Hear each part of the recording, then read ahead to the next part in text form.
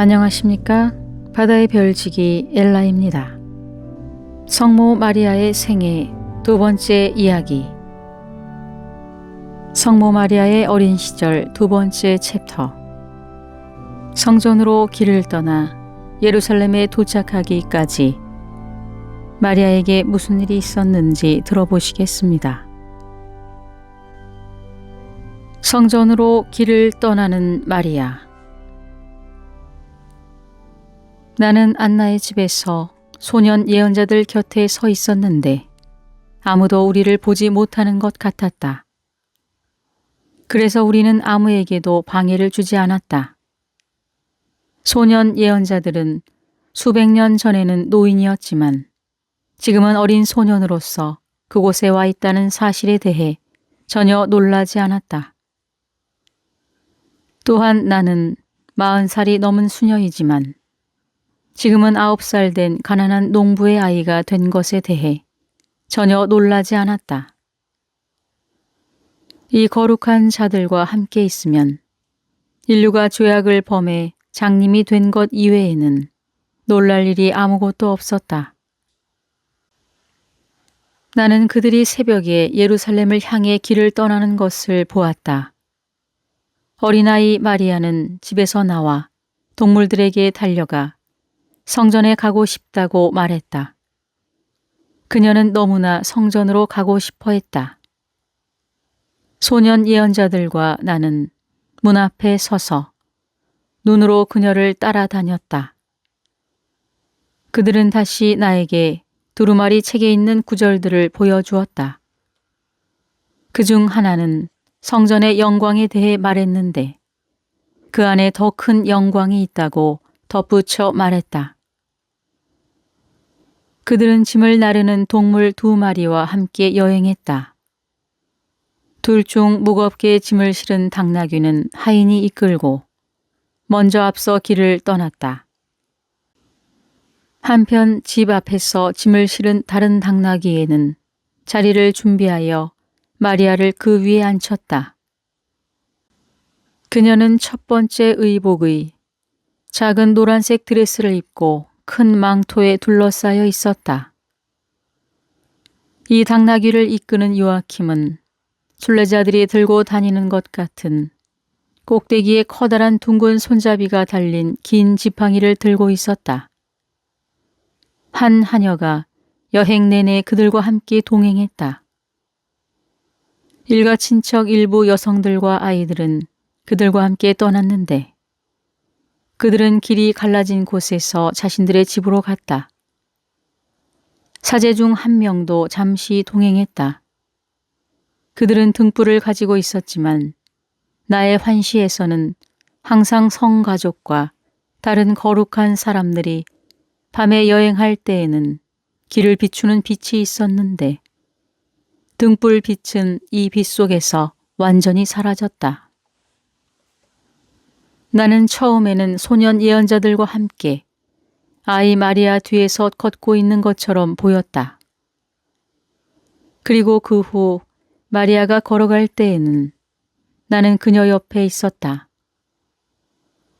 나는 때때로 소년 예언자들이 시편 44편과 49편을 부르는 것을 들었는데 그들은 이 시편은 성전에서 아이를 맞이할 때 성가대가 부를 것으로 도착하면 내가 보게 될 것이라고 말했다.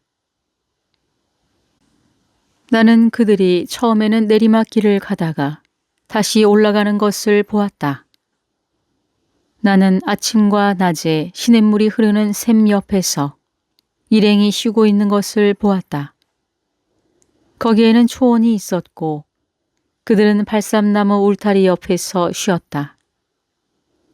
이 관목들 밑에는 항상 돌로 만든 대야가 있었는데 그곳에 떨어진 발삼을 주어 상쾌한 음료를 만들어서 마시기도 하고 또 주전자에 담기도 했다. 울타리에는 열매도 있어서 그것을 따먹기도 했다. 그들은 또한 조그만 빵도 먹었다. 소년 예언자들은 이제 사라졌다. 그들 중 하나는 엘리야였다.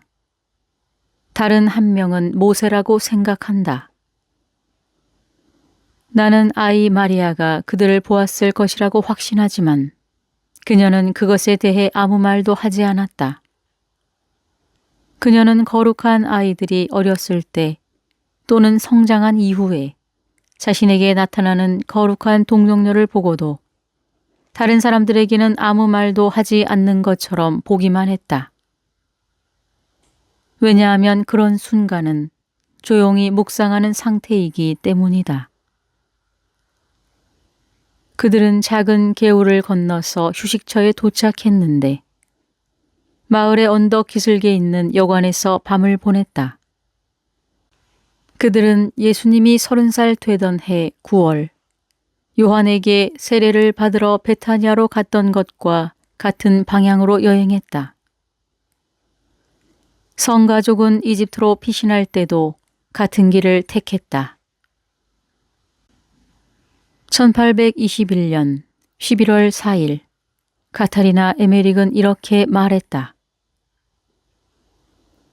오늘 저녁 나는 요아킴과 안나가 어린이 마리아와 하녀와 함께 예루살렘에서 12시간 떨어진 여관에 도착하는 것을 보았다. 그들은 무거운 짐을 진 당나귀를 데리고 앞서간 하인들과 만났다. 또한 여기서 희생제물로 성전에 보낸 동물들도 보았는데 이것들은 즉시 그들의 길을 계속 갔다. 요아킴은 이곳에서 매우 잘 알려져 있었나 보다. 그는 그곳이 마치 자신의 집인 것처럼 행동했다. 그의 희생 짐승들은 항상 여기서 멈추곤 했다. 나는 마리아가 그녀의 어머니 옆에 잠들어 있는 것을 보았다. 1821년 11월 5일 카타리나 에메릭 수녀는 다음과 같이 말했다. 오늘 저녁 나는 부모와 함께 마리아가 예루살렘에서 겨우 6시간 거리에 있는 예루살렘 북서쪽의 한 마을에 도착하는 것을 보았다. 이 마을은 베토론이라고 불리며 언덕 아래에 있었다.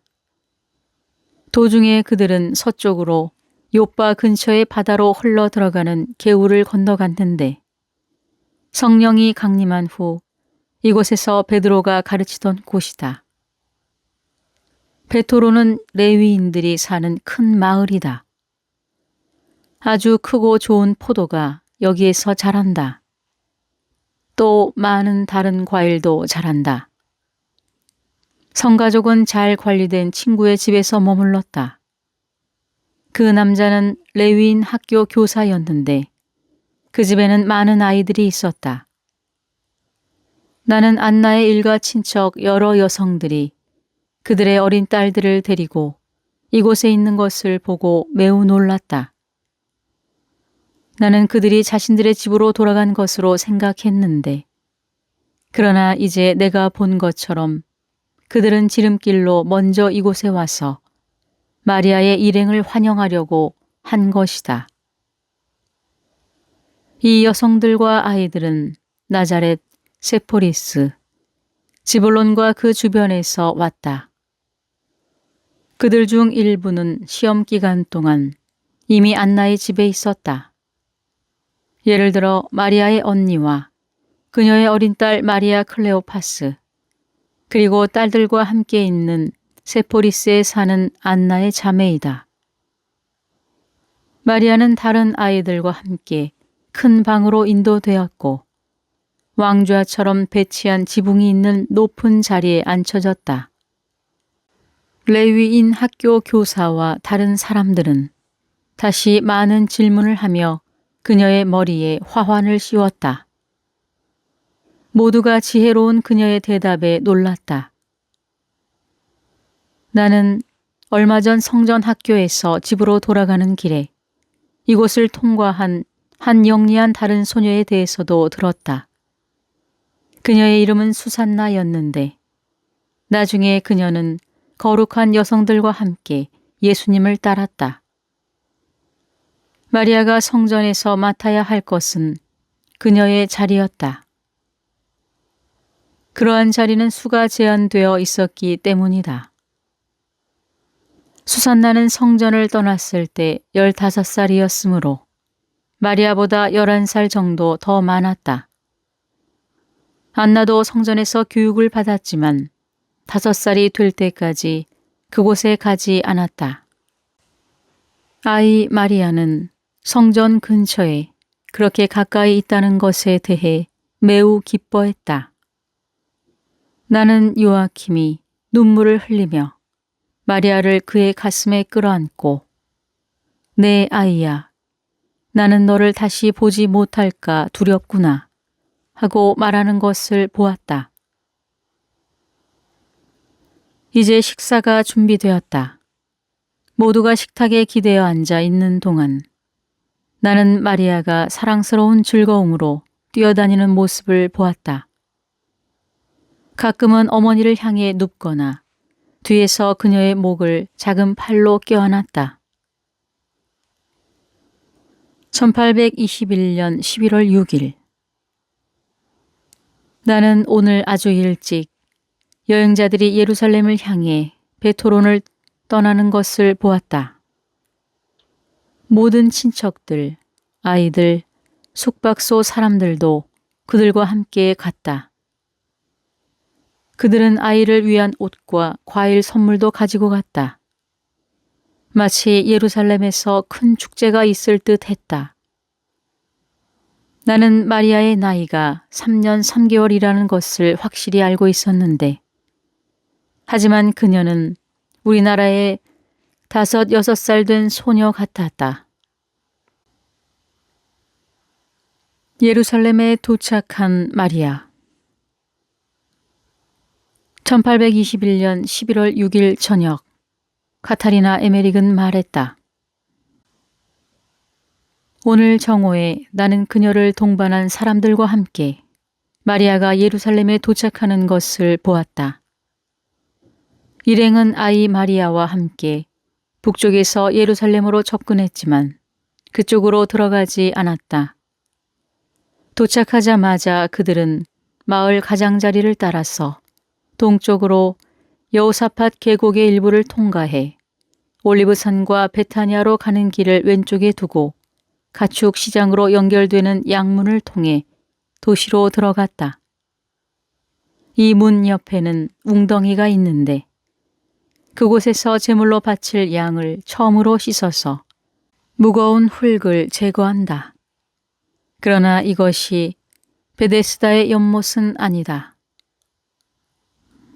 일행은 곧 마을의 다른 부분으로 가는 것처럼 성벽 사이로 다시 오른쪽으로 돌아섰다. 가는 길에 그들은 긴 계곡을 지나갔는데 그 한쪽에는 우뚝 솟은 성벽이 있었다. 그들은 예루살렘 서쪽 지역 어시장 근처 헤브론의 즈카리아 조상의 집이 있는 곳으로 향했다. 그곳에는 아주 늙은 노인이 있었는데 나는 그가 즈카리아의 아버지의 형제인 것으로 생각한다. 즈카리아는 성전에서 봉사할 때에는 항상 여기서 머물렀다. 그는 지금 도시에 있다. 그의 봉사 시간은 이제 막 끝났지만 그는 성전에서 마리아를 위한 환영회에 참석하기 위해 예루살렘에 며칠 더 머무르기로 했다. 하지만 당시 그는 집에 없었고 집에는 베들레헴과 헤브론 근처에서 친척들이 자녀들을 데리고 와 있었는데 그들 중에는 엘리사벳의 2 어린 조카딸이 있었고 엘리사벳은 집에 없었다. 이들은 모두 많은 어린 소녀들과 함께 작은 화환과 가지를 들고 15분 정도 거리로 나가 여행자들을 맞이했다. 그들은 일행을 기쁜 마음으로 환영하고 큰 기쁨이 준비되어 있는 지카리아의 집으로 인도했다. 그들은 약간의 다과를 나눈 후 성전 근처에 있는 의식용 숙소에서 일행 전체를 맞이할 준비를 했다. 요아킴의 희생 짐승들은 이미 가축 시장 근처에서 이 특별한 숙소 근처에 있는 마구간으로 옮겨졌다.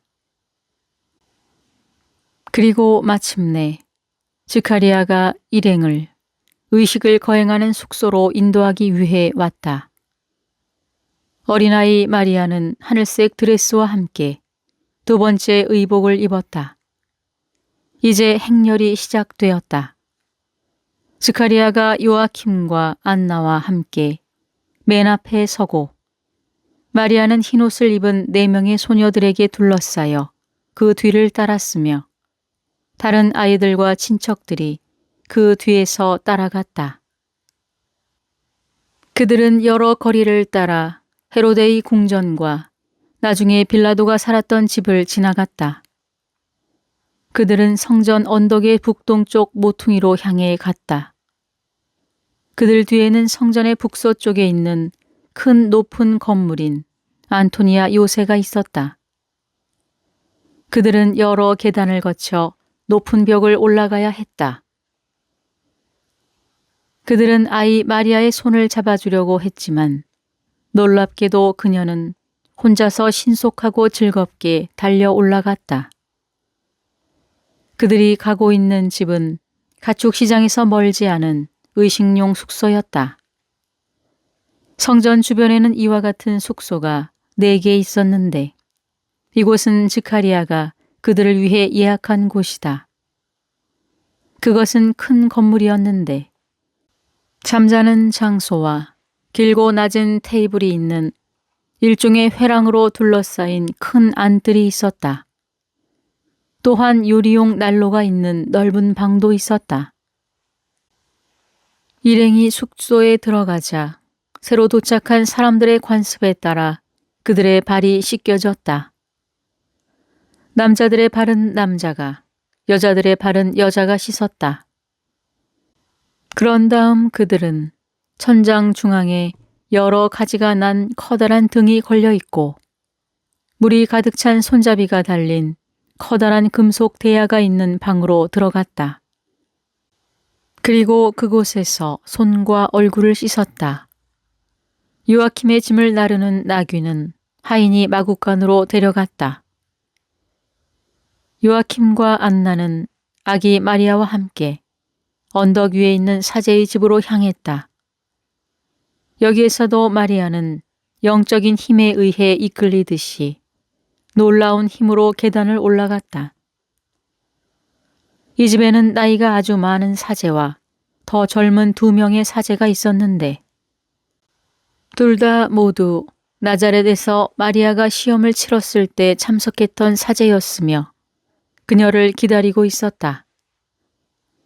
그들은 여행과 다가오는 봉헌식에 대해 말한 후 마리아를 맡게 될 연로한 과부인 성전 여인 중 1명을 소환했다.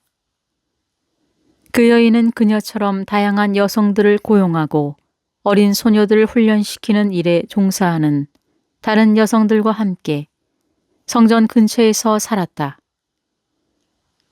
그리고 마리아는 사제들과 그녀의 부모에 의해 그 여인에게 미래의 위탁 자녀로 소개되었다.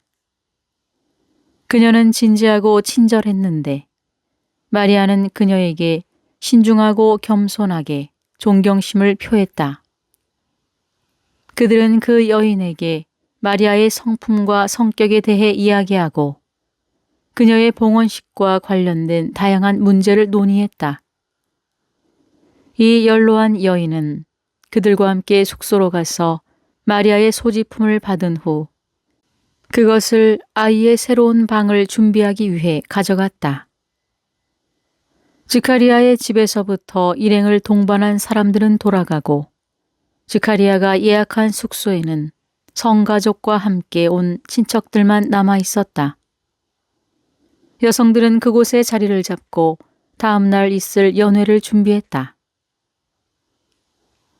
11월 7일 카타리나 에메릭은 다음과 같이 말했다. 나는 오늘 하루 종일 성전에서 요아킴의 희생제와 마리아의 환영 준비를 보았다. 이른 아침에 요아킴과 어떤 사람들이 희생동물들을 성전으로 몰고 가서 사제들에 의해 또다시 검사를 받았다. 그들 중 일부 동물은 검사를 통과하지 못했고, 이렇게 거절당한 동물은 즉시 도시의 가축 시장으로 데려갔다. 그리고 받아들여진 동물들은 성전의 도살장으로 데려갔다. 나는 그곳에서 많은 일들이 일어나는 것을 보았지만 더 이상 어떤 순서였는지 말할 수 없다. 나는 동물이 희생되기 전에 요아킴이 각 동물의 머리에 손을 얹는 것을 기억한다. 그는 동물의 혈관에서 그릇에 피를 받고 동물의 특정 부분도 받아야 했다. 거기에는 모든 종류의 그릇이 있었고 모든 것은 질서 있게 잘리고 나뉘고 정렬되었다. 피의 거품은 제거되었고 지방, 비장, 그리고 간은 분리되었다. 모든 것에 소금을 뿌렸다. 어린 양의 내장은 깨끗이 씻어서 무언가로 채운 후 온전한 것처럼 보이도록 몸에 다시 넣었다. 모든 동물의 다리는 십자형으로 묶었다. 고기의 일부는 다른 뜰로 가져가서 성전 처녀들에게 주었고 그들은 그것으로 무엇인가를 했는데 아마도 자신의 음식이나 사제들의 음식을 준비한 것 같았다. 모든 것이 믿을 수 없을 정도로 질서 있게 진행되었다. 사제들과 레위인들은 항상 2명씩 움직였고 가장 어렵고 복잡한 일도 마치 시계처럼 완수했다. 고기는 실제로 다음 날까지 제사에 바쳐지지 않았고 그동안 소금을 뿌려 두었다. 오늘 숙소에는 큰 기쁨과 연회가 있었다. 아이들까지 포함해서 100명이나 되었을 것이다. 다양한 연령대의 소녀들이 최소한 24명 있었다. 그들 가운데 나는 예수님이 죽으신 이후에 베로니카로 알려진 세라피아를 보았다.